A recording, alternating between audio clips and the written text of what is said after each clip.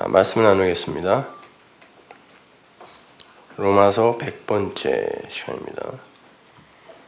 로마서 9장 1절에서 9절까지 말씀 함께 봉독하겠습니다. 내가 그리스도 안에서 참말을 하고 거짓말을 아니하노라. 내게 큰 근심이 있는 것과 마음에 그치지 않는 고통이 있는 것을 내 양심이 성령 안에서 나로 더불어 증거하노니 나의 형제 곧 고륙의 친척을 위하여 내 자신이 저주를 받아 그리스도에게서 끊어질지라도 원하는 바로라. 저희는 이스라엘 사람이라. 저희에게는 양자됨과 영광과 언약들과 율법을 세우신 것과 예배와 약속들이 있고 조상들도 저희 것이요 육신으로 하면 그리스도가 저희에게서 나셨으니 저는 만물 위에 계셔 세세의 찬양을 받으실 하나님이시니라. 아멘. 또한 하나님의 말씀이 폐하여진 것 같지 않도다. 이스라엘에게서 난 그들이 다 이스라엘이 아니요 또한 아브라함의 씨가 다 그 자녀가 아니라 오직 이삭으로부터 난 자라야 내 씨라稱하리라 하셨으니 곧 육신의 자녀가 하나님의 자녀가 아니라 오직 약속의 자녀가 씨로 여기심을 받느니라. 약속의 말씀은 이것이라. 명년 이때에 내가 이르리니 사라에게 아들이 있으리라 하시니라. 아멘. 1911년에 중국의 마지막 황제가 폐위가 될 때까지 중국의 황제들이 1년에 한 번 천제를 지냈습니다. 국가의 안녕과 백성들의 평안을 기원하는 국가적인 제사라 할 수 있습니다. 그때 제사장 역할을 했던 황제들이 그 제사를 지냈던 태산에서 읽었던 충문의 내용이 이러합니다. 옛적 태초에 커다란 혼돈과 공허와 흑암이 있었다. 5개의 원소들은 회전을 시작하지 않았으며 태양도 달도 빛나지 않았다. 영이시며 전능자이신 당신께서 처음에 순전한 것들에서 거친 부분들을 나누셨다. 전능자께서 하늘을 만드셨다. 땅을 만드셨다. 사람을 만드셨다. 번식하는 힘을 가진 모든 것들을 각기 모양대로 만드셨다.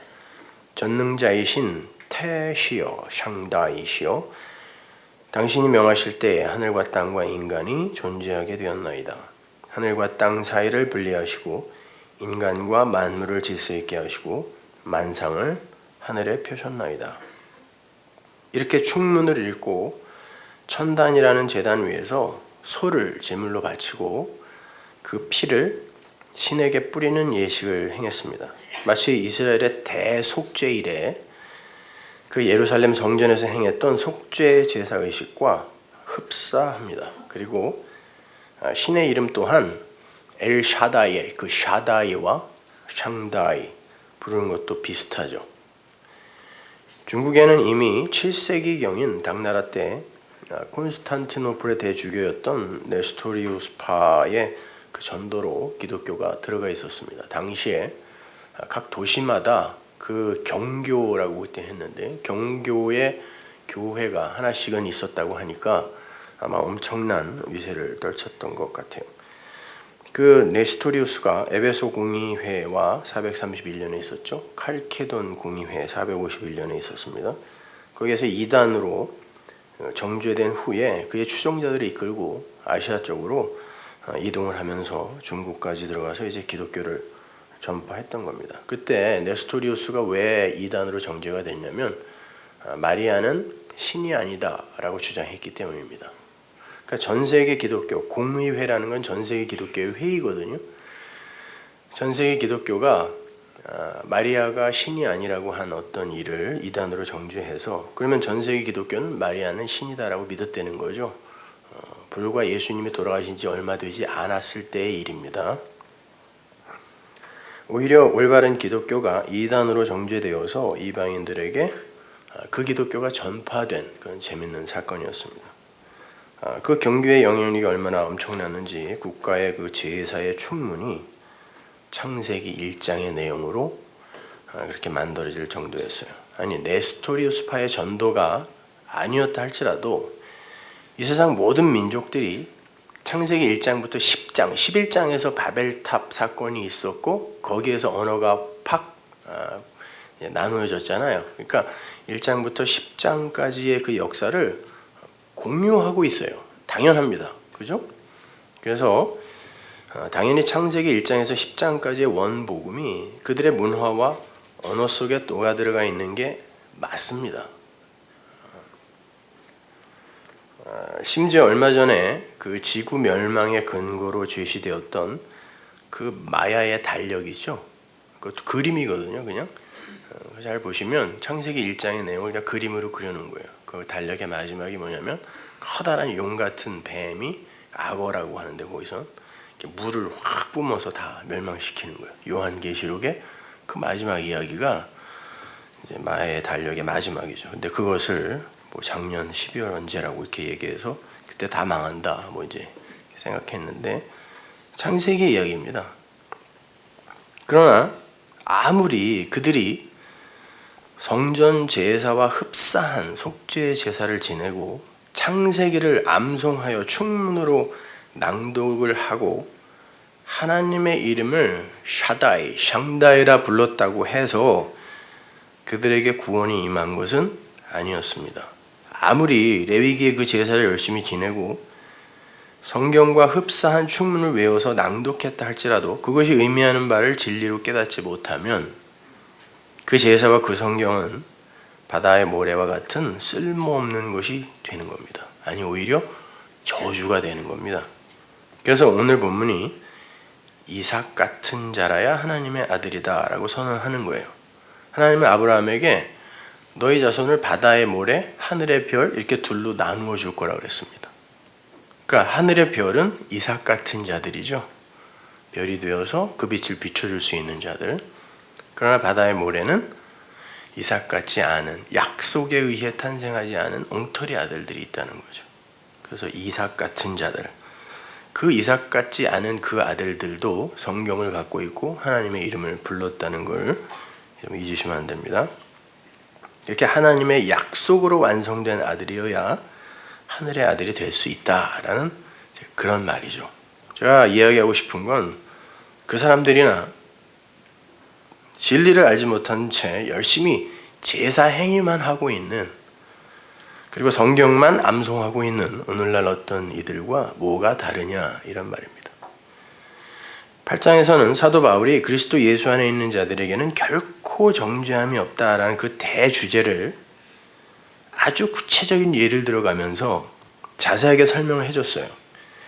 그리스도 예수 안에 있는 사람들에게는 모든 것이 합력이 되어 선이 되기 때문에 그 어떤 것도 정죄나 심판의 근거가 될 수 없다라는 논지잖아요. 8장 전체가. 심지어 환난, 공고, 핍박, 기근, 적신, 위험, 칼이라는 이런 위험의 증상들도 하나님이 당신의 백성들에게 진리를 전해주시기 위해 동원하신 그 아래의 개념들, 즉 사망이나 생명이나 천사들이나 권세자들이나 현재일이나 장래일이나 능력이나 높음이나 기품이나 피조물들, 이런 것들도 진리 앞에서 그 껍질을 벗고 그 내용을 드러내 줌으로 말미암아 그 내용의 곡해로 말미암게 되는 그런 끊어짐의 재료가 될 수 없다라고 이제 8장이 마무리되잖아요. 그죠? 8장 전체의 내용이 이렇게 머릿속에 그려주셔야 됩니다. 그리고 9장으로 넘어와서 그가 8장 말미에서 나열했던 그러한 율법의 증상들에 푹 젖어 있을 뿐만 아니라 그 아래의 개념들에 그냥 여전히 묶여 있던 바리새인들과 사두개인들이 그런 거에 묶여 있었죠. 그래서 뭐 천사가 있네 없네 자기들끼리 싸우고 막 그랬잖아요. 그렇게 묶여 있었던, 그래서 메시아를 죽여버릴 수밖에 없었던 그런 민족적 이스라엘을 대상으로 이게 바로 너희들의 모습이다라고 이렇게 지적해 주는 게 로마서 9장 10장인 거예요. 물론 거기서 바울이 말하는 이스라엘은 1차적으로 육적 이스라엘을 지칭하는 게 맞아요. 그러나 9장과 10장을 잘 읽어보신 분들은 아시겠지만 바울의 관심은 육적 이스라엘이라는 혈통적 집단에 있었던 게 아니라 아무 관심이 없었어요. 사도 바울은 거기에 그냥 다른 사람들과 똑같은 안타까움으로 바라봤을 뿐입니다. 절대 그 자기의 혈통으로 이루어진 그 민족적 집단, 그 이야기를 하는 게 아니란 말이에요. 그 육적 이스라엘이 대표하고 있었던 그 선악과 패러다임 아래의 그 세상 아담들, 그들을 그냥 이스라엘을 모델로 들어서 설명을 한 거예요. 그러니까 성경은 그 어느 글자 한자라도 보편적 교회 전체에 적용이 되어야 되는 거지요. 어떤 특별한 사람이나 특별한 민족에게만 주어지는 내용이 단 한자라도 있으면 그건 하나님의 그 은혜의 교리를 박살내는 게 되는 거예요. 은혜는 그 수혜자의 어떤 특별함이나 자격이나 조건부터 깨고 들어가는 개념이 은혜라는 개념이잖아요. 그래야 은혜죠. 오늘 본문에서도 바울은 아브라함의 씨가 다 그 자녀가 아니라 오직 이삭으로부터 난 자라야 아브라함의 씨다라는 그 창세기의 말씀을 인용을 해서 자기가 말하고 있는 이스라엘의 울타리를 다르게 한정 짓고 있단 말이에요.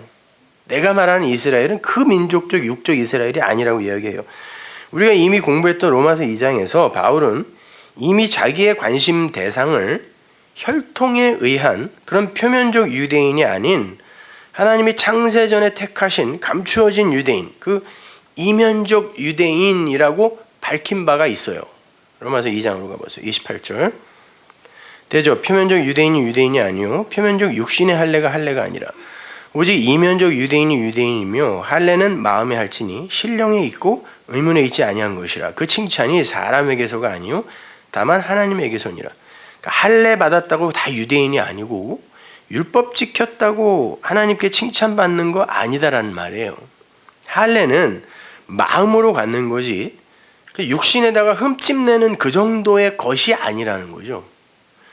아울러 율법 준수자들에게 떨어지는 칭찬은 사람의 칭찬에 불과한 것이고 하나님의 칭찬은 차원이 다른 것이다 라는 말로 덧붙인단 말이에요. 그러니까 바울이 지금 9장과 10장에서 화자의 상대로 삼고 있는 이들은 그 민족적 이스라엘에 국한된 게 아니라 여전히 율법주의에 머물러 있음으로 해서 구원에서 먼 것처럼 보이는, 그래서 불가능해 보이는, 그러나 구원에 이르러야 하는 하나님의 백성들, 그 이면적 유대인들에 관한 것이란 말입니다. 근데 그들에게서 나타나는 모습이 그 민족적 이스라엘, 그 저주받은 자들로 그렇게 성경에 등장하는 그런 민족적 이스라엘의 모습과 흡사하기 때문에 그들을 들어서 설명하는 것뿐이란 말입니다. 그냥 복음을 안다고 하면서도 여전히 선과 악의 두 마음으로 모든 것들을 이렇게 나누어 보려고 하는 그 우리 자신이라고 이야기하면 되는 거예요. 그러니까 우리 자신에게 이야기하는 거죠. 성경의 독자는 항상 성도니까 우리 보고 읽으라고 준 거니까 우리 얘기겠죠, 당연히. 그들에 대한 안타까운 마음을 바울이 이제 민족적 이스라엘이라는 예를 가지고 이제 설명하는 거예요.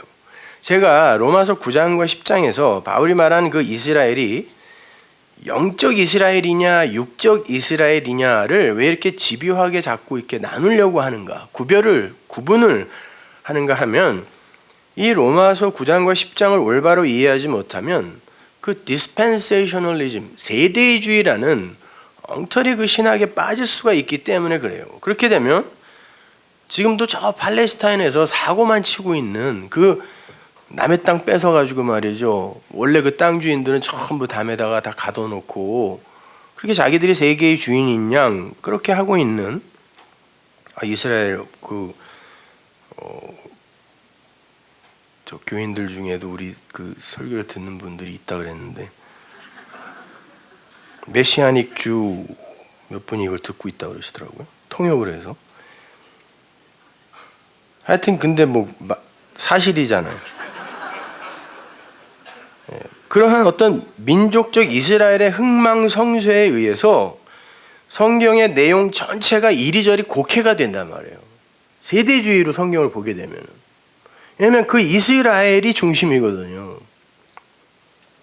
바울은 민족적 이스라엘이나 그 울타리 밖에 소위 이방인들이나 똑같이 몹시 안타까운 마음으로 대했던 사람이에요. 오히려 그는 자기 자신을 이방인에게 보내진 사도라고 지칭했을 만큼 구원에 있어서의 그 민족적 이스라엘의 차별적 우위의 선민 사상을 부정했던 사람이에요.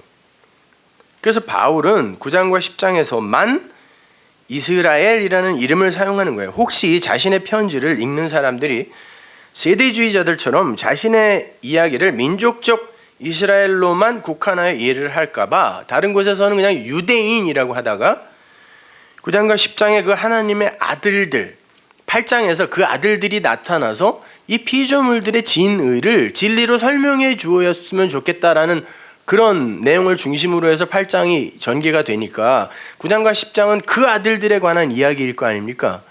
예, 그들을 이야기할 때는 이스라엘이라는 이름을 사용하는 거란 말이에요. 왜? 야곱이라는 과정을 거쳐서 완성되면 이스라엘이잖아요.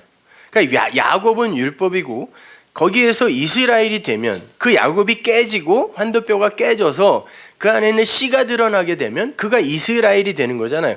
그러니까 성경에 나오는 이스라엘은 바로 그 이스라엘로 이해를 하셔야지 지금 저 민족적 이스라엘로 이해를 하시면 절대 안 됩니다, 여러분. 그래서 9장과 10장에 이스라엘의 그 전신, 옛사람이라고 할 수 있는 그게 발목을 잡는 자, 실족시키는 자, 강도, 도적 이런 뜻이잖아요.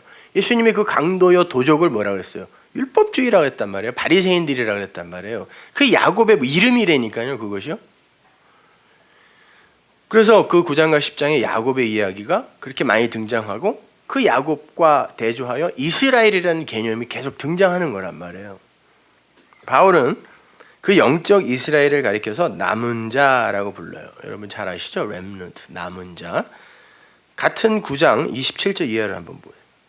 또 이사야가 이스라엘에 관하여 외치되 이스라엘 묻자손의 수가 비록 바다의 모래 같을지라도, 여기서는 숫자라는 개념으로 쓴 단어가 아닙니다. 남은 자만 구원을 얻으리니 주께서 땅 위에서 그 말씀을 이루사 필하시고 끝내시리라.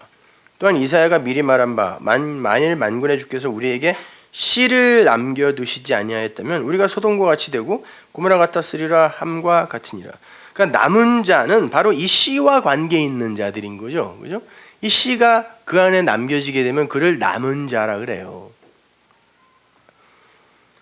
자, 이 구절은 이사야서 10장 22절을 그대로 인용해다가 쓴 건데 그리로 가면 더 확실하죠. 이사야서 10장 20절 보세요. 그날에 이스라엘의 남은 자와 야곱 족속에 피한 자들이, 여기서 족속이라고 번역된 바이트라는 단어는 성전이란 뜻입니다. 그런데 아브라함, 이삭, 야곱 때는 성전이 없었잖아요. 그래서 당시에는 그 사람의 집을 하나님이 들어서 성전의 개념을 설명하셨단 말이에요. 아브라함의 집. 그래서 신약에 와서도 오이코스, 집 그러면은 성전을 의미할 때가 많아요.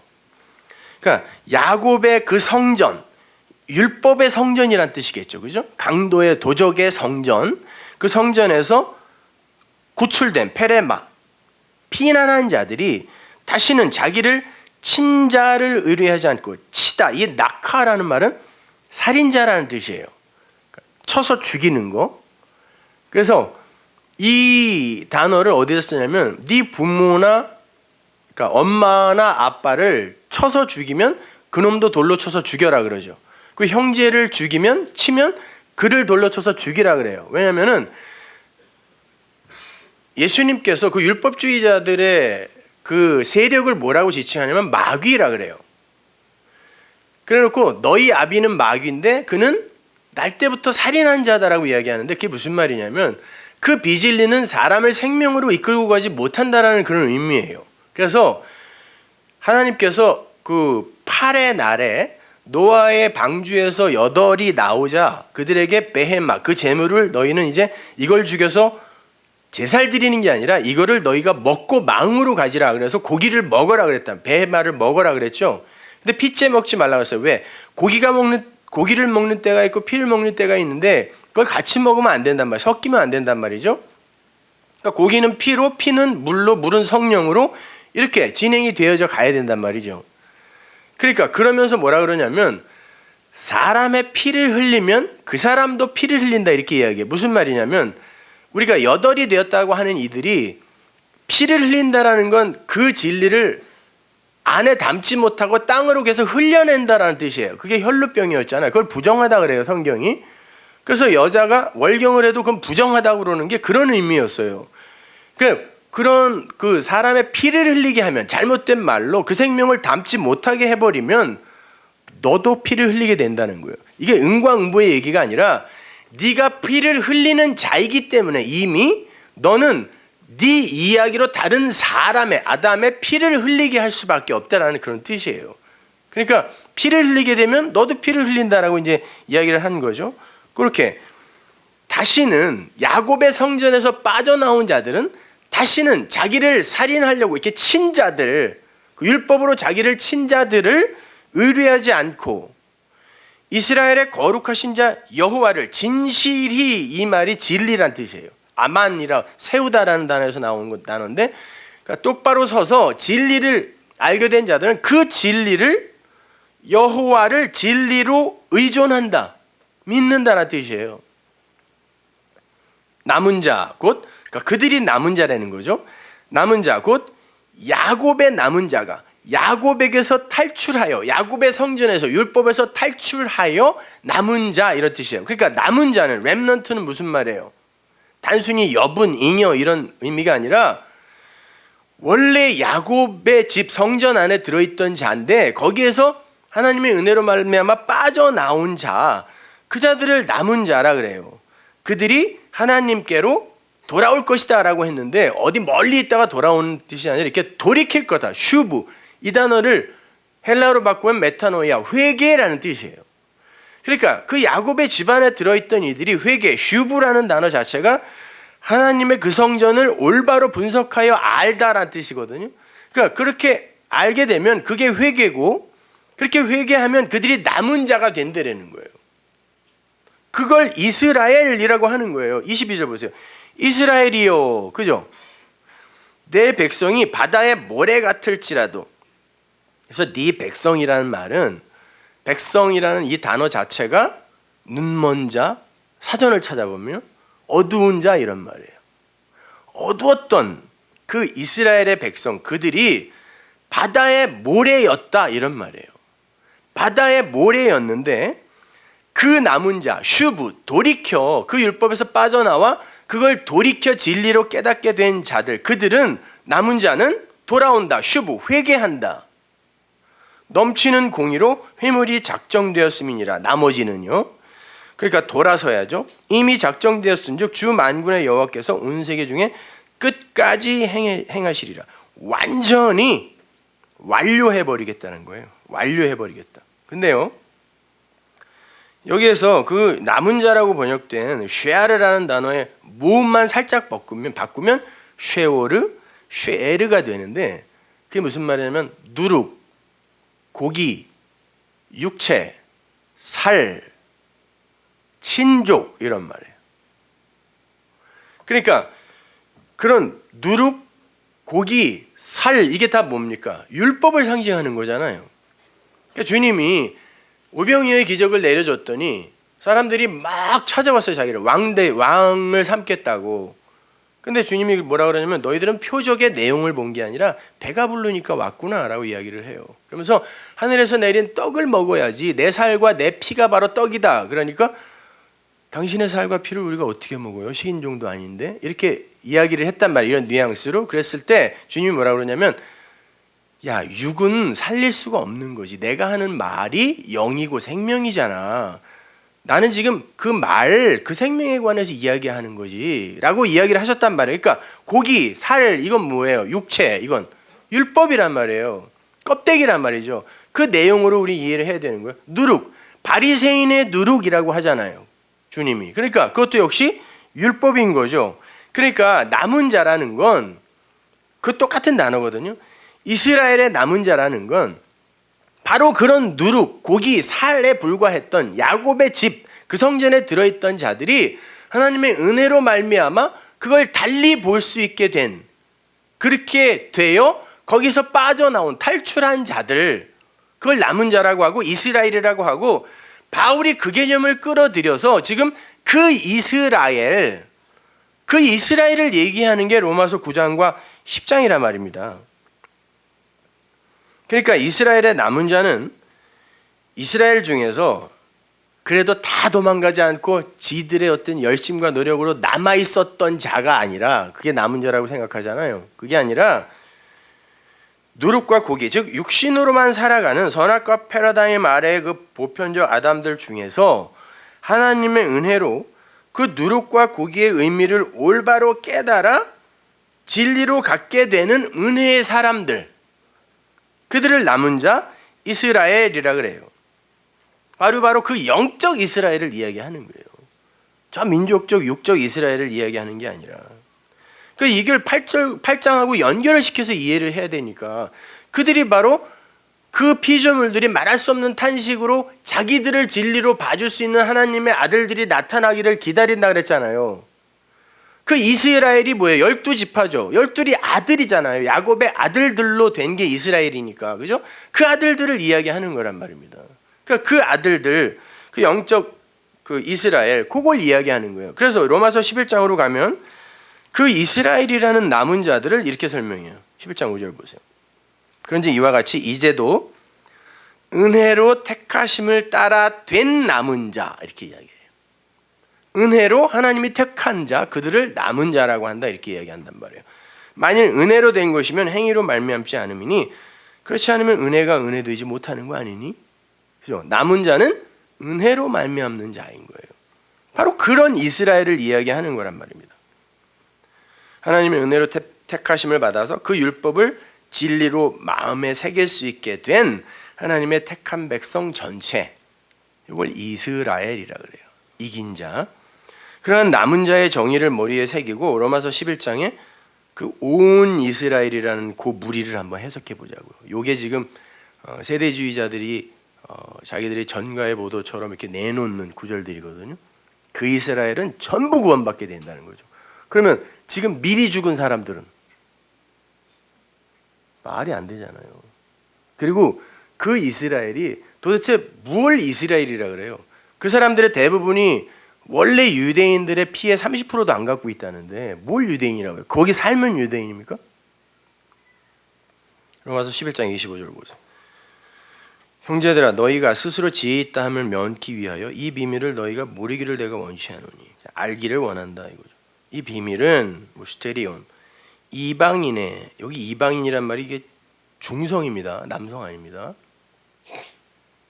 그러니까 이방적인 것, 이렇게 이야기를 해야 돼요. 이해를 하셔야 돼요. 그러니까 율법 아래 세상의 것들, 이방적인 것에 충만한 수는 충만하다는 건 이게 완성이에요. 이방적인 것이 진리로 완성되기까지는 이스라엘의 이스라엘의 몇 명이가 아니라 호메로스란 단어가 분깃, 반쪽이란 뜻이에요. 자칼과 네케바의 반쪽. 그러니까 이스라엘이라는 존재, 그러니까 우리가 하나님의 아들이잖아요. 그게 성경이 말하는 이스라엘이 상징하고 있는 거죠. 하나님의 아들들, 택하신 백성들. 그 아들들이 처음에는 그 반쪽을 뭘로 갖고 있어요? 완악한 것이다. 이 완악하다라는 말이 어두움이다, 이런 뜻이죠. 처음에는 그들이 율법에서 이방적인 것에서 완성이 되기 위해서는 처음에 그들의 반쪽, 그들의 남편은 어두운 것, 율법으로 갖고 있는 게 맞는 거예요. 왜? 그거밖에 없으니까, 아래에는 그거밖에 없기 때문에 그 이방적인 것이 완성이 되기 위해서는 이스라엘 말고 다른 이방인들이 구원받아야 되는데 하나님이 정해놓은 그 수가 다 차기까지는, 이런 말이 아니란 말이에요.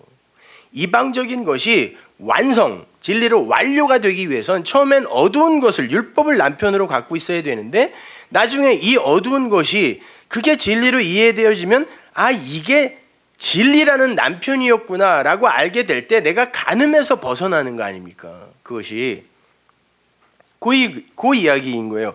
이스라엘의 덜어는 완악하게 된 것이라 어두운 남편을 갖고 있는 거예요. 그리하여 온 이스라엘이 구원을 얻으리라. 무슨 말이에요?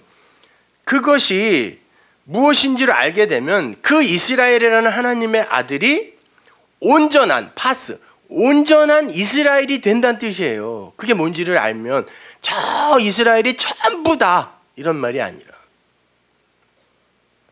기록된 바 구원자가 시온에서 오사 야곱에게서 경건치 않은 것들을 돌이키겠고, 보세요, 시온을 위하여예요. 이사야서를 보면 이게 이사야서 인용된 거거든요.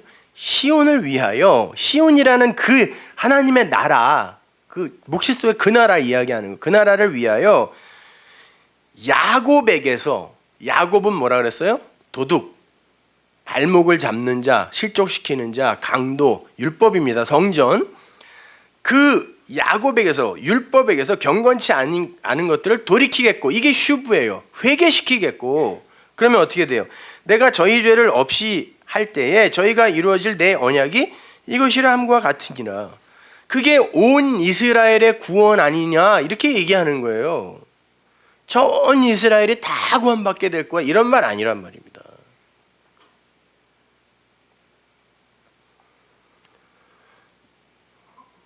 그러니까 모든 것이 합력하여 선을 이룬다 해서 그 모든 것과 온 이스라엘의 그 온이 같은 단어거든요. 그러니까 모든 것 안에, 그 모든 것은 창세기 2장 1절에 하나님의 하신 천지창조가 모두 이룬이라 그렇게 되어 있죠. 개역성경에 어떻게 되어 있는지 모르겠는데 하여튼 모두 그 단어예요. 콜. 그러니까 창세기 1장의 그 내용들, 아래 것으로 윗 것을 알게 해주기 위해 우리에게 준 모든 것, 그게 다 이루어졌어요. 그 모든 것은, 아래 모든 것은 다 합력되어 선이 아가토스가 되기 위해 우리에게 준 거라니까 그 안에 내용이 진리, 말씀이란 뜻이잖아요. 자, 그 모든 것은 반드시 말씀으로 이해되어지면 그것이 이제 완성이고 그게 진리니까. 그럼 온 이스라엘이라는 건 뭐예요? 죽을 수밖에 없던 야곱이 바로 그런 식으로 아, 이게 아니구나라고 위의 것으로 깨달아졌을 때에 그 야곱이 온전한 이스라엘이 되는 거란 뜻이에요. 그럼 온 이스라엘이 구원받는 거란 말입니다. 그들은 경건치 못한 야곱에서 돌이켜진 자라 그랬죠. 그 26절 한번 다시 보세요. 그리하여 온 이스라엘이 구원을 얻으리라. 기록된 바 구원자가 시온에서 오사 야곱에게서 경건치 않은 것을 돌이키겠다. 여기서 구원자라고 번역된다는 거예요. 여기 좀 다른 단어가 쓰여 있어요. 리오메노스라고 쓰여 있는데 이게 구약의 대응어를 찾으면 이게 고엘이에요. 가엘이라고도 하는데 고엘 아시죠? 친족이 빚을 너무 많이 지었다거나 아니면은 물을 기업이 있어요. 그때 대신 자기가 해주는 거야. 왜냐면 그 사람이 능력이 없을 때 그걸 구원자라 그래요. 그러면 이 고엘 구원자 앞에서의 그 사람은 아무 능력이 없어야 되는 거예요. 그렇죠? 그게 이스라엘이라는 뜻이에요. 그러니까 구원자가 와서 그렇게 아무 능력 없는 그들을 야곱을 돌이켜서 이스라엘로 만들어내겠다라는 거예요. 그게 하나님의 아들들의 출생이다. 이렇게 이야기하는 거란 말입니다. 자, 이 구절이 인용된 이사야서 59장으로 한번 가볼게요. 20절. 여호와께서 가라사대 구속자가 시온에 임하며 야곱 중에 죄과를 떠나는 자에게, 이 떠나다가 이 슈브예요. 회개하다, 돌이키다. 야곱에서 그 죄를 떠나는 자. 그럼 이제 진리가 되는 거죠. 그죠? 여호와께서 또 가라사대 내가 그들과 세운 나의 언약이 이러하니 곧 내 위에 있는 나의 신과 내 입에 둔 나의 말이 영영토록 네 입에서 그리고 네 후손의 입에서 떠나지 않는 게 뭐라는 거예요. 그게 구원이고 그게 회개고 그것이 바로 야곱의 죄과를 떠나는 거다라고 이야기하는 거예요. 그래놓고 그걸 이스라엘이다 이렇게 이야기한단 말입니다. 그러니까 요거를 인용해다가 바울이 지금 온 이스라엘의 구원을 설명하고 있으니까 당연히 이걸 근거로 하여 이해를 해야 되는 거 아니에요. 그러니까 뭐예요? 이스라엘은 원래 야곱이었다가 하나님이 그 성령과 그 말, 그 영을 그에게 주어 그 입에서 그게 나오게 되면 그들이 남은 자고 그들이 이스라엘이다 이렇게 이야기하는 거란 말입니다. 사도 바울이 로마서 9장과 10장에서 바로 이러한 복음의 이야기를 하고 싶었던 거예요. 단순히 역사적 이스라엘, 그 민족적 이스라엘의 그 회복의 이야기가 아닌 거예요. 진리를 설명하기 위해 잠시 도구로 사용된 역사 속 모형들은 그 역할을 다하면 그 진리 속으로 들어가서 함몰이 되어 역사 속에서의 그 표면적 가치와 의미는 상실해야 맞아요. 그걸 육의 죽음이라고 하는 거예요. 십자가도 그렇고 육신의 예수도 마찬가지예요. 아직도 여전히 자신의 구원을 그 2000년 전 골고다 언덕 위에 세워졌던 그 십자가와 예수의 그 효용과 효능과 그 기능에 의존하고 있다면, 그러면 그게 뭐였습니까? 수요일 날 봤죠. 그게 히스기야가 부숴버린 느후수단이었잖아요. 십자가에 달린 뱀, 놋뱀을 저게 우리 조상을 구원했대라고 그들이 그때까지 히스기야 때까지 섬기고 있었다니까요. 출애굽 때부터 안 버리고 그거를. 심지어 오늘날의 그 병원의 표시도 그거예요. 기둥에 뱀이 묶여 있는 거예요. 그러니까 그게 우리를 낫게 해줄 거야는 하나님의 백성이 반드시 깨야 할 느후수단이다를 보여준 게 히스기야의 종교 개혁 아니었습니까? 근데 우리가 아직도 성경에 보면 하나님이 세상을 이처럼 사랑하사를 깨닫게 해주기 위해 예수가 놋뱀으로 달렸대는데, 그 놋뱀이 된 예수, 십자가와 예수를 통하여 하나님이 나를, 세상을, 호코스모스를, 율법을 이렇게 사랑하셨다라는 것을 깨달아 마음으로 갖지 못하고 그것이 나를 구원했대라고 갖고 있으면 그게 느후수단이라는 거예요. 여러분, 이 말이 어렵습니까? 이거를 골백번 물어봐요. 골백번. 이게 무슨 말인지를. 그러니까 하도 그렇게만 들었으니까. 그리고 그 내 밖에 예수를 여태 구원자로만 갖고 있으니까 이게 깨지지가 않는 거예요.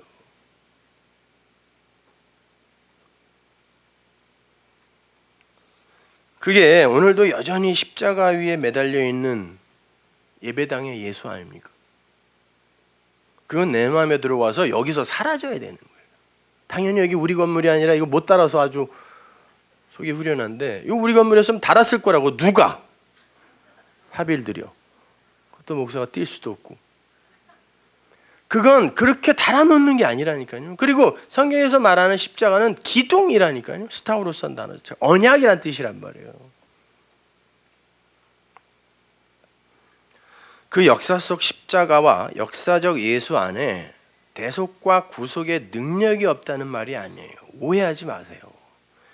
우리는 십자가와 예수 그리스도라는 방법 이외에 그 어떤 것으로도 구원에 이를 수가 없어요. 대속의 파워는 거기에만 있습니다. 십자가와 예수 안에만 용서가 있어요. 그러나 그 용서는 모든 이들에게 보편적으로 적용이 되는 게 아니란 말이에요. 그 언약의 십자가와 거기 매달려 죽으신 예수 그리스도의 죽음이 나를 그 죄와 어두움과 세상과 무관한 존재로 인식하게 하는 깨달음으로 내 안에 들어오지 않으면, 그러면 그건 내 용서가 아니라고요. 그건 나에게 대속의 십자가가 아니라니까요. 대속의 십자가는 여기에 들어와야 대속의 십자가가 되는 거예요. 그렇지, 그 죄, 그것 때문에 얼마나 불편했어.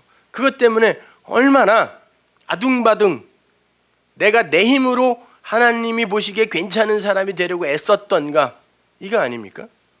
그래서 진리가 된 이는 밥 먹을 때 밥 먹고 잠잘 때 잠자요. 다 밥 먹을 때 밥 먹고 잠잘 때 잠자지. 아니요. 사람들은 밥 먹을 때 걱정하고 잠잘 때 계획을 세웁니다. 그래서 진리라는 고승들은 항상 그 대답을 했어요. 진리가 되면 밥 먹을 때 밥 먹지. 왜 밥을 못 먹어요? 과거에 매여 있고 앞날에 대한 두려움 때문에 걱정을 밥으로 먹어.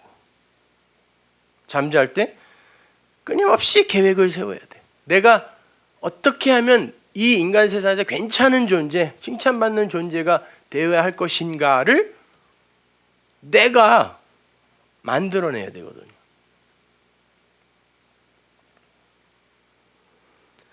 천만의 말씀입니다, 여러분.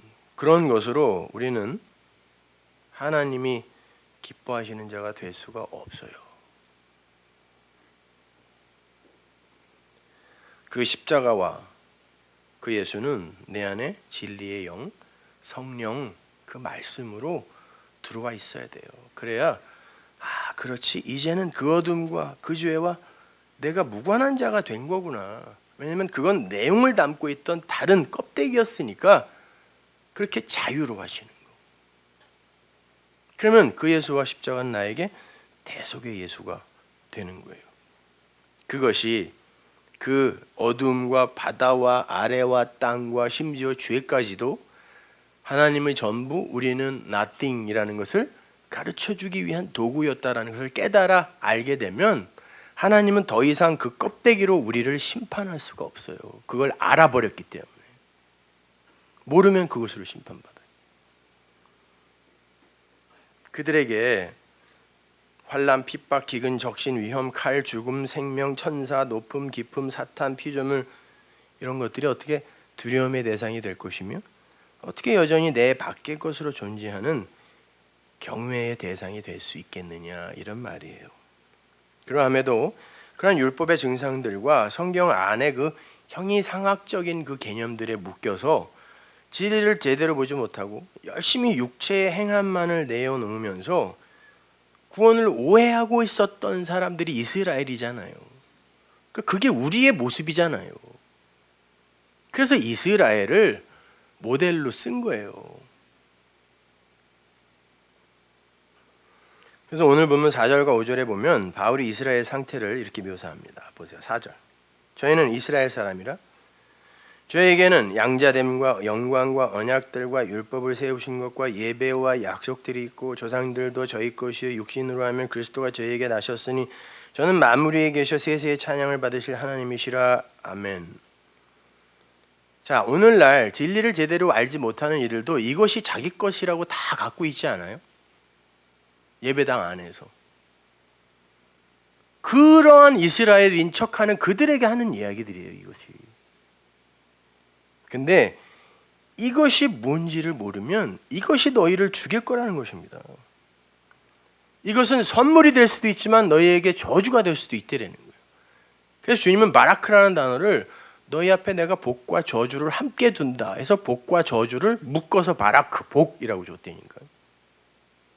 어떤 이들에게 복이 되는 게 어떤 이들에게 저주가 된단 말입니다. 예수도 그러잖아요. 어떤 이들에게는 반석을 내는 생수를 내는 반석이지만 어떤 이들에게는 거치는 돌, 부수는 돌이 된다. 그 예수가. 차라리 그건 모르는 게 나은 거예요. 모르는 게.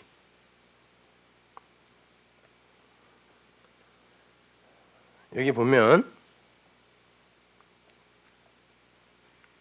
씨라는 말이 계속해서 등장하는데 그들을 하나님이 믿음의 조상인 아브라함에게 약속하셨던 그 씨를 가진 자들, 그들이 진짜 그 씨를 설명하기 위해 이삭이라는 존재가 또 모델로 주어진 거잖아요. 아브라함에게 네 안에 내가 씨를 줄게 그랬더니 그 씨? 그럼 내 아들? 이렇게 이해를 하니까 그럼 그 아들로 줘서 내가 설명할게라고 이삭이 그 씨를 설명하는 존재잖아요. 그 씨를 진리를 설명하는 분이 예수고 그러니까 예수, 이삭, 씨 뭐 다 같은 거란 말이에요. 그 씨를 이 안에 가지면 그래서 내 밖에 이삭을 내 안에 갖게 되자 그러잖아요. 창세기 21장에서 아브라함이 갑자기 7 우물 무엘 쉐바라는 것을 깨달아 알고 이게 약속이다 라고 이야기를 한단 말이에요. 그러고 나니까 하나님이 그렇지 그게 언약이지 그게 7 언약이잖아. 그게 생수가 쏟아나는 우물이잖아. 그러면 이제 네 밖에 그 이삭은 필요 없잖아. 네가 내가 말하는 그 씨가 뭔지를 알았고 그걸 마음으로 가졌으니까. 부엘 쉐바. 그러니까 그 이삭은 데려다가 없애라 그러는 거죠. 그렇다고 이삭도 하나님이 아무런 가치 없이 만들어낸 게 아니라 그 또 하나님의 백성으로 만들어냈기 때문에 죽이지는 않는 거죠. 그러나 우리에게 보여주는 거예요. 그 모형으로서 이삭은 거기서 죽은 거라는 거죠.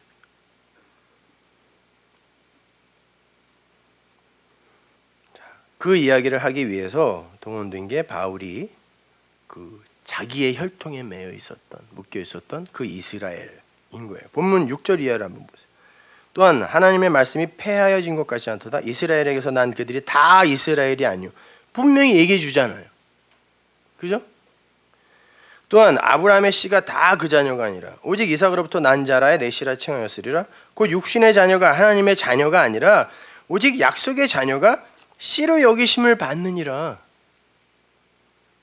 근데 왜 이러한 말은 싹 잊어버리고 왜 11장에 온 이스라엘의 구원에만 집착하냐고요. 자, 이 이야기를 오늘날로 가져와서 이해를 한번 해보자고요. 오늘날 나는 구원받은 사람이 확실하다라고 굳게 믿는 사람들 중에 정말 그 진리의 씨를 갖지 못한 사람들이 태반입니다. 성경은 그들에게 외치고 싶은 거예요. 정신 똑바로 차리고 율법의 야곱에서 벗어나라. 이스라엘이 되어야 된다는 거예요.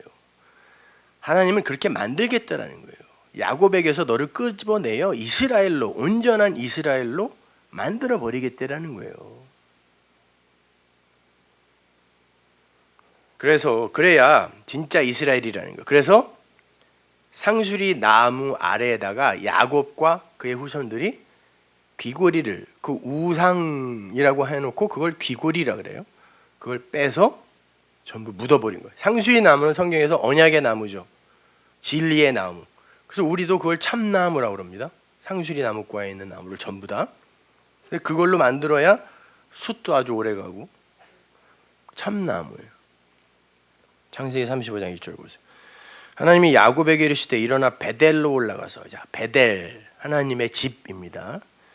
물론 다 상징이에요. 거기 구하면 네가 내 형 에서의 낯을 피하여 도망하던 때에 내게 나타났던 하나님께 거기서 단을 쌓으라 하신즉 야곱이 이에 자기 집 사람과 자기와 함께한 모든 자에게 이르되 너희 중에 이방 신상을 버리고 자신을 정결케 하고 의복을 바꿔라. 이제 겉옷으로 바꿔 입어야죠. 옛 옷을 이제 진리의 옷으로 바꿔야 되는 거예요. 우리가 일어나 베델로 올라가자. 나의 환난 날에 내게 응답하시며 나의 가는 길에서 나와 함께 하신 하나님께서 내가 거기서 단을 쌓으려 하노라 하며 그들이 자기 손에 있는 모든 이방 신상 자기 귀에 있는 고리를 야곱에게 주는지라. 야곱이 그것들을 세겜 근처 상수리 나무 아래에 묻고, 옛날에는 자기의 그 수호신 우상이죠. 그거를 귀에다가 달고 다녔다 그래요. 그것도 다 의미가 있는 거예요. 왜 귀에다 다냐면 우상이라는 게 뭐예요? 하나님의 말을 잘못 들으면 우상이 되는 거예요. 그래서 귀예요. 귀고리. 그걸 전부 빼서 어떤 것을 만든 적이 있었죠. 금송아지라고 하는데 금소입니다. 소를 금으로 치장해 놓고 그것으로 자기의 신을 삼았던 게 애굽의 풍요의 신이었어요. 아피스의 황소. 그걸 똑같이 만들어 놓고 뭐라고 그러면서 만드냐면 우리의 인도자가 어디 가서 사라졌네? 그럼 우리는 누구의 말을 들을까? 자, 우리가 들을 그 인도자를 만들자. 그래서 귀고리를 뺀 겁니다. 팔찌도 있고 목걸이도 있었을 거 아닙니까? 근데 굳이 성경이 왜 그러냐면 나는 이제 모세의 말을 이 소의 말로 듣겠다라는 의미인 거죠. 그러니까 하나님이 거기에 진노하시는 거예요. 그렇게 잘못 들으면 그게 뭐죠? 내가 양식을 못 먹는 거니까 그걸 가뭄이라 그러잖아요. 성경이 기근이라 그러고 그 단어가 뭐냐면 칼이에요. 칼. 헤레부가 가뭄, 칼. 그래서 성경에 막 심판과 뭐 그 저주의 현장에 칼이 많이 나오는데 대부분 헤레부예요. 검. 그래서 주님이 제자들에게 뭐라 그러냐면요. 나중에 너희들이 이제 겉옷을 팔아 검을 사 이래요.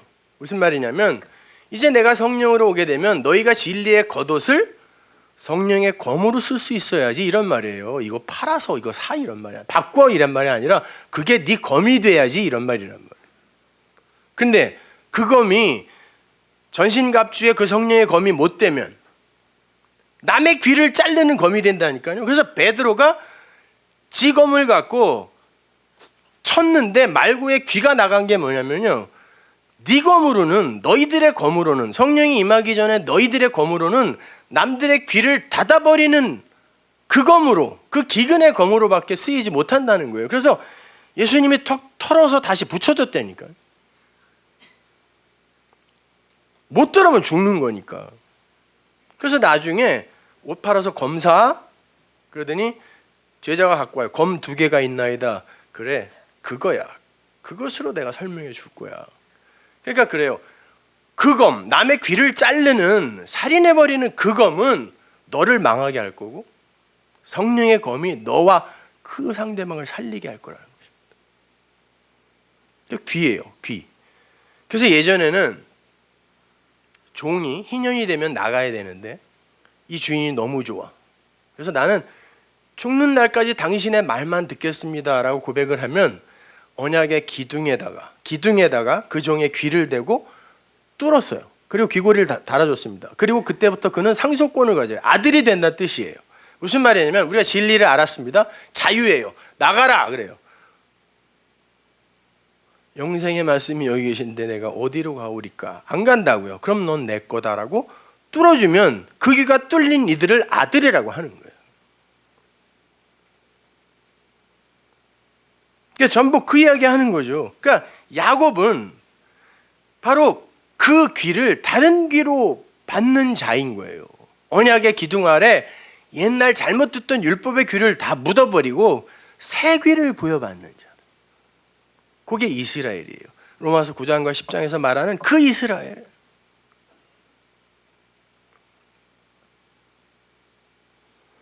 그렇게 귀가 뚫려서 율법의 종의 신분에서 벗어나서 아들이 되어야 약속의 후손인 이삭의 후손이 될 수 있는 거예요. 그래서 이삭 같은 자라야 이렇게 이야기하는 거예요. 야곱은 안 돼요. 이스라엘이 돼야 이삭의 아들이잖아요. 약속의 후손의 아들이잖아요. 이렇게 명료한 걸 온 이스라엘이 그 팔레스타인의 그 이스라엘이라고 우길 수가 있어요? 그러니까 그 야곱이라는 크로노스의 과정을 잘 밟아서 이스라엘이라는 그 카이로스의 존재의 화가 되지 못하면 그는 나는 분명히 구원을 받은 약속의 후손이야 라고 굳게 믿으면서 열심히 7의 기간 동안에 자기의 아내를 준비하는 거예요, 스스로. 그러면 안 되잖아요. 내가 하나님의 아내라는 것을 깨달아 그 남편이 주는 그 생명력으로 내가 존재하는 게 구원이죠. 그게 생명이잖아요. 근데 그 7의 기간 동안에 내가 내 아내를 만들어내겠다고 열심히 일을 해서 만든 게 뭐였어요? 점 있고 흠 있는 알롱달롱한 재물이었어요. 그건 하나님이 안 받는다라고 했던 거였다니까요. 그러니까 그 야곱은 안 되는 거예요. 그래서 반드시 야복강가에서 환도뼈가 깨져야 돼요. 환도뼈는 뭐? 씨를 담은 그릇. 그 그릇이 깨지면 그 씨가 드러나 비로소 네가 아들이야 라는 칭함을 받게 되는 것입니다. 그 야곱은 그렇게 이스라엘이 돼야 되는 거예요. 그래서 로마서 9장 13절에 이런 말이 기록되어 있습니다. 기록된 바 내가 야곱은 사랑하고 에서는 미워야 했다 하심과 같으니라. 그런즉 우리가 무슨 말하리요? 하나님께 불의가 있느냐? 그럴 수 없느니라. 모세에게 이르실 때 내가 긍휼히 여길 자를 긍휼히 여기고 불쌍히 여길 자를 불쌍히 여기리라 하셨으니 그런즉 원하는 자로 말미암음도 아니요 다른 박질하는 자로 말미암음도 아니요 오직 긍휼히 여기시는 하나님으로 말미암음이라. 자, 이스라엘의 이야기로 9장을 시작한 바울이 이스라엘을 이삭으로 이제 연결시킵니다. 그리고는 그 이스라엘을 남은 자라고 불러요. 근데 구약 안에서의 그 남은 자의 개념은 야곱에게서 나온 자, 야곱의 바이트 성전에서 나온 자, 탈출한 자라는 개념이었잖아요. 그렇다면 그 맥락에서 야곱의 이야기가 나오면 이 야곱 같은 자가 하나님의 긍휼을 입은 자다라고 나오면 안 되는 거죠. 지금 이 맥락에서는 야곱도 안 되고 에서도 안 되고 오직 하나님의 은혜와 긍휼로 야곱에게서 나온 자만 이스라엘이다까지 가야 되는 거예요. 까지 읽어내야 되는 거예요. 그래서 16절에 원하는 자로 말미암음도 아니요 간절히 원했던 자 누구? 야곱. 다른 박질한 자 누구? 에서요. 둘 다 안 된다는 것입니다, 여러분. 간절히 원해서 장자권을 훔쳐냈잖아요. 그건 또 그의 열심이었네요. 다른 박질이었네요. 그러니까 야복강가 이전의 야곱은 그가 곧 에서인 거예요. 하나님은 그 에서인 야곱을 이스라엘로 만들어내는 거예요. 그래서 에서가 야곱의 짝으로 등장하는 것뿐입니다. 근데 야곱이 어떤 방식으로 그 장자권을 훔쳐내는가 하면 장자, 아버지가 기뻐하는 장자가 아님에도 그 장자의 옷을 몰래 입고 장자가 되는 거예요. 이게 구원 아닙니까? 내 옷이 아니에요, 그 장자의 옷은. 근데 그 장자의 옷을 내가 그냥 겸연쩍게 입고, 죄송하지만 감사하게 입고, 아버지 여기 있습니다 했을 때 아버지가 그럼 네가 내 장자지, 내 아들의 옷을 입고 있으니까. 이런 구원의 원리를 야곱의 그 야비한 행동을 통하여 하나님이 원리를 보여줘요. 그러고 나서 아들을, 진짜 아들 장자권을 줘요. 그러면 그 다음부터는 그게 무슨 일인지 가르쳐주면 되잖아요. 그래서 야곱이 그때부터 행복 끝 고생이 시작이었다니까요. 아들이 된 그 순간부터 너는 네가 열심히 해갖고 내가 기뻐하는 재물을 만들 수 있는 존재가 아니라 내가 만들어준, 아들을 통하여 만들어준 그 옷을 입어야 내 아들이지. 그러니까 다른 거 말고 내가 너에게 준 내 씨 갖고 와. 내 씨. 그래서 환도뼈, 씨가 담긴 그릇을 가격당하는 거예요. 깨지는 것입니다. 그러니까 그릇인 나. 바울이 나중에 보면 그 그릇은 우리잖아 이렇게 이야기한다고요. 로마서 9장에서. 그 그릇이 깨지면 내 안에 그 씨가 보석으로 드러나는 거예요. 그러면 그걸 구원이라 그래요. 그래서 바울이 이야기하는 겁니다. 원하는 자의 간절한 원함으로 되는 것도 아니고 다른 박질하는 자의 다른 박질로도 되는 게 아니라는 거예요. 야곱이나 에서나 똑같은 인간들이라는 것입니다. 그러나 야곱에게 하나님의 사랑이 임하자 야곱이 야곱을 뚫고 나와 이스라엘이 되더라는 거예요. 보세요. 야곱이 그렇게 죽도록 고생할 동안 에서는 야곱보다 더 부자 됐었다니까요. 남자답고 멋지고 동생을 심지어 용서해줘요. 근데 어디에도 그 에서가 구원을 받았다는 기록이 없어요. 그 에서는 에돔이라고도 쓰는데 그게 붉은 빛이에요. 그래서 예수님이라는 하늘의 왕이 오셨을 때 이 세상의 왕이 에돔 사람 헤롯이었어요. 그건 안 된다는 겁니다. 야곱이 어머니가 마련해준 그 형의 옷을 입고 장자권을 얻으러 갔을 때 에서는 내가, 우리 아버지가 기뻐하는 건 내가 만들어낼 수 있는데 왜 어머니의 도움을 받아? 내가 할 거야 라고 열심히 활 쏘고 다녔다니까요. 근데 그 에서가 세상 왕의 조상이 되는 거예요.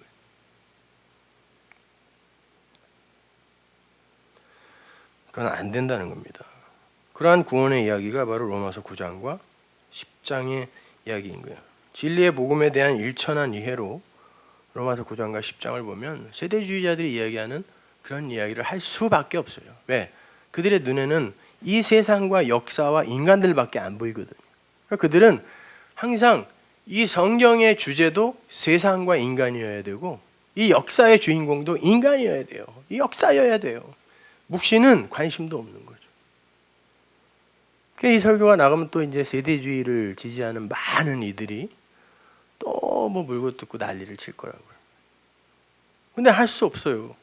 왜냐면 성경은 그렇게 어떤 구별된 어떤 무리에게만 주어지는 책도 아닐 뿐만 아니라 어떤 그런 무리에게만 차등 있는 그런 사랑을 베푸는 하나님이라는 말이 단 한 군데도 없어요. 그건 다 그냥 교회의 이야기라니까요. 그러니까 사람들이 듣기 쉬운 이야기는 바로 그런 이야기예요. 역사 이야기, 인간의 이야기. 그걸 잘 버무려서 그냥 말씀과 버무려서 이렇게 던져주면 아마 히트작이 나올걸요. 제가 지금 하는 이런 이야기들에다가 여러분이 듣고 싶어하는 그런 세대주의적인 이야기나 개혁주의, 율법주의, 인본주의적인 이야기를 조금만 섞어서 제가 시간만 좀 줄여서 설교를 하면 금방 히트할 것 같아요. 저는. 그죠? 못 들어본 이야기를 우리가 듣고 싶은 그릇 안에 담아다 주니까. 그런 방법을 몰라서 못하는 건 아니에요. 그리고 그렇게 하는 사람들이 성공해요. 그러잖아요. 여러분 헐리우드 블록버스터들이 계속 나오는데 그거 저처럼 영화를 좋아하는 사람들이 보면 다 옛날에 있었던 겁니다. 아바타라는 영화는 늑대와 함께 춤을 그대로 패러디한 거예요. 그냥 외계인으로 이렇게 바꿔놓은 거고 그 이름만 바꿔서 한번 다시 보세요. 늑대와 함께 춤을. 그리고 그걸 살짝 사람들이 좋아하는 그 시대가 좋아하는 그런 양념을 섞어서 던져주면요 다 히트예요. 셰익스피어의 그 희곡들도 다 이미 있었던 연극들이었잖아요. 햄릿도 그렇고 로미오와 줄리엣 다 상영하고 있었던 걸 자기가 갖고 있는 그런 언어의 그 이 독창성이나 그 이 창의력 이런 걸 조금 보태서 만들어내니까 전 세계가 열광하지 않습니까? 근데 하늘의 진리는 그런 거와 섞일 수가 없어요. 그래서 그들과 같은 이야기를 할 수가 없는 겁니다, 여러분. 왜? 이 역사와 인간이라는 건 그냥 껍데기거든요. 신기루 같은 거거든요. 그러잖아요. 세상의 왕이었던 느부갓네살이 꿈을 꾸는데 자기가 무슨 꿈을 꾼지도 모르고 내용도 몰라요. 그때 다니엘 하나님의 사람이 그에게 가서 네가 꾼 꿈은 이런 거고 세상이라는 건 이런 거고 그 내용은 이런 거야 라고 바벨론에 가서 바벨 혼합된 거기에 가서 하나님의 백성이 그거를 세상은 이런 겁니다. 꿈입니다. 그리고 그 내용은 꿈의 내용은 이런 겁니다. 그 꿈 깼을 때 어떻게 하실 거예요? 라고 이야기를 해주는 건데 성경의 말씀을 그 꿈 같은 느부갓네살의 꿈 같은 그 역사와 인물에 자꾸 맞추려고 하면 이게 가당한 일이냐고요. 말 좀 해보세요. 근데 왜 자꾸 그런 뭐 베리칩이니 무슨 뭐 666이니 아메가돈 전쟁이니 뭐 마야의 달력이니 왜 이런 거에 자꾸 그렇게 벌벌 떨고 계십니까, 여러분?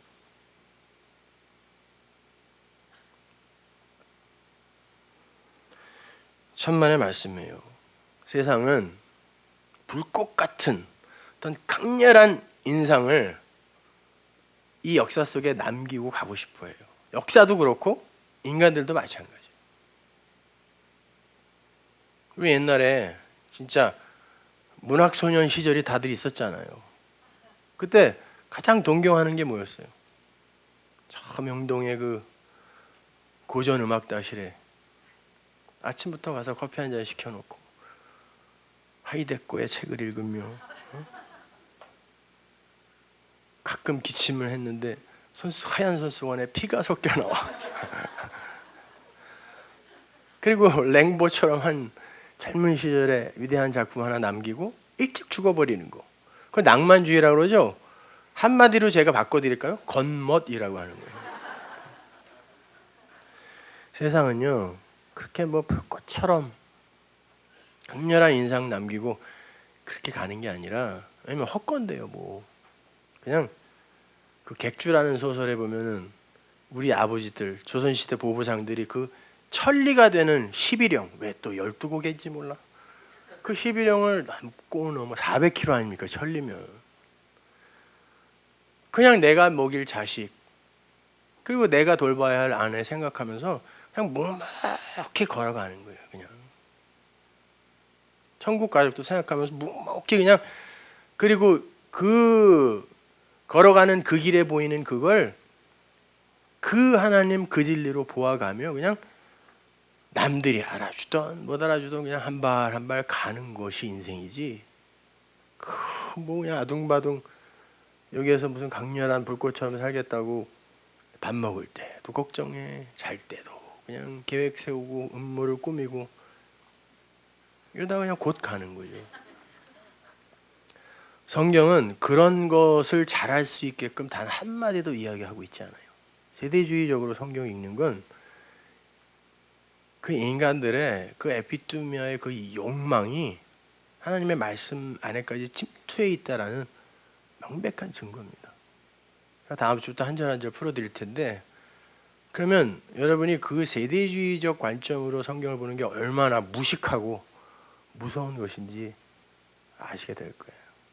기도하겠습니다.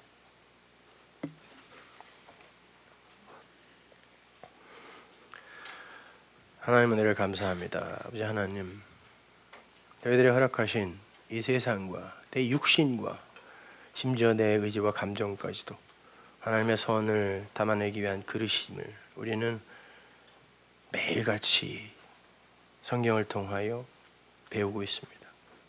절대 거기에 묶이지 말게 하시고 하나님 부르실 때 훌훌 버리고 털어버리고 떠날 수 있는 그런 자유를 허락하여 주옵소서. 예수님의 이름으로 기도합니다.